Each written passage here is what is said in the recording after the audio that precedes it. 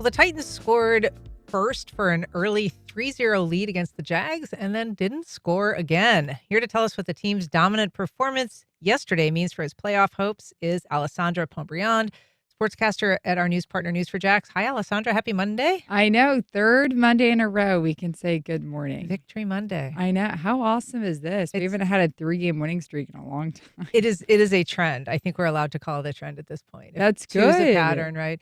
So, first of all, just big game takeaways. Yeah. Tell us. Well, first, I think the biggest takeaway is that the Jaguars now are atop the AFC South title. So if you looked at the playoff bracket, they're one of the top 4 spots, which is amazing. Obviously, they have the tiebreaker of the Colts. The Colts also lost yesterday to the Texans, so that actually is good for the Jaguars. But now the Colts come to Jacksonville this Sunday, and it's probably going to be the biggest game of this season. Thus far, it's the biggest game of the season, but probably when we look at it come week 18, it'll be the biggest game of the season. Now, these teams now are both 8-4, right? Yeah, so they're both 8-4 atop the AFC South. But only one gets the automatic bid. Obviously, if you win the divisional title, you get that automatic bid to the playoffs. And right now, the Jaguars are in that spot. There's still a few more games left of the season that could, of course, decide it. You have another game with the Titans when they're here in Jacksonville later at the end of the season. And then you have the Colts. You have to travel to the Colts later in the season as well. And you also go to the Denver Broncos, who are really, really good. So there's a few games in there that will decide the playoff field. But right now, the Jaguars look absolutely great. And the Titans are now eliminated from the playoffs with this loss for them. So, there was a lot to come away with this victory. But, Liam Cohen said, quote, "We need everybody. We need the city to show up and support us. We want to make them proud." And, he said this earlier in this season. I think it was the Chiefs game where they were raving and telling everyone to come. And, of course, that was like a legendary game.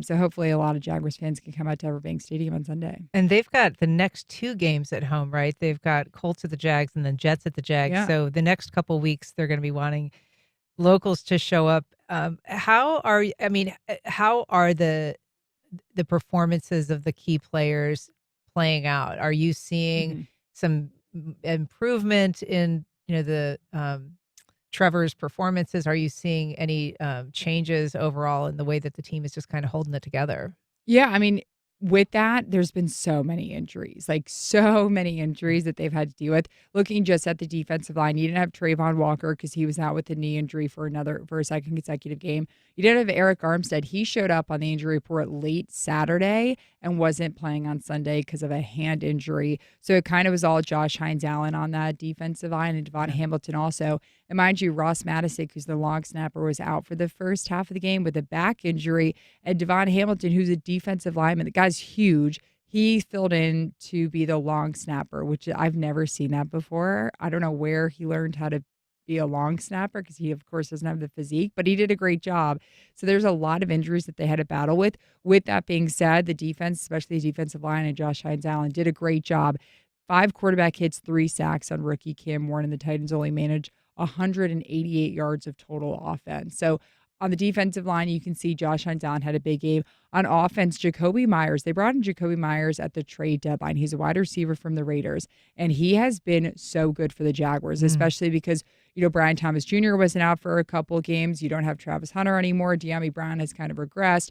Parker Washington has really been the bright spot, but then he just went out with an injury yesterday. So there's really just Jacoby Myers who's been the bright spot in the receiving room. And look at the 84-yard 7-play drive after the Titans field goal. Jacoby Myers had a 50-yard catch and run and then had the touchdown pass to take the 7-3 lead. So he's been a bright spot and he's been doing really, really well. And you have to give it to Cam Little. In the beginning of the season, he was having his difficulties, but now he's just been able to nail everything that he's kicked.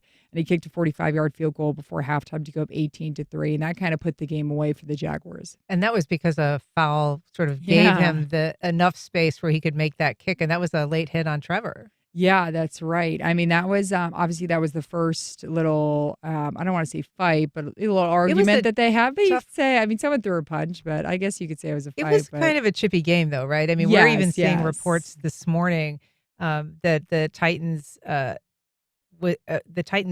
one of their players, is it Chestnut, who said that Logan Cook threatened him to threatened his life, I guess, on the field. He did say that after the game. Of course, we haven't heard from the Jaguars yet.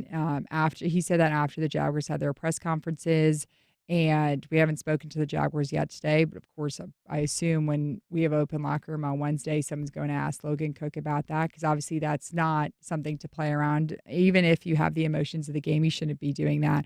But Trevor Lawrence did say it's after the game, he said, "quote It's going to be physical.